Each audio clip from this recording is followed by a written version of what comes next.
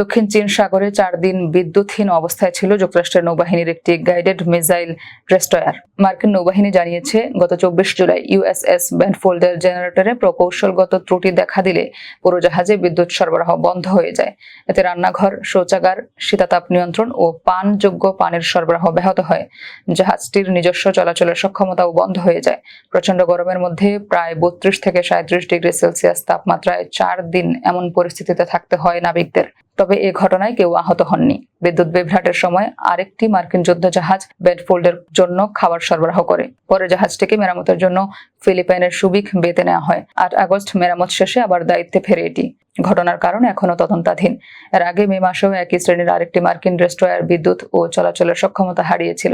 পরপর এমন ঘটনায় মার্কিন নৌবাহিনীর যুদ্ধ জাহাজগুলোর কারিগরি সক্ষমতা ও রক্ষণাবেক্ষণ নিয়ে নতুন করে প্রশ্ন উঠেছে।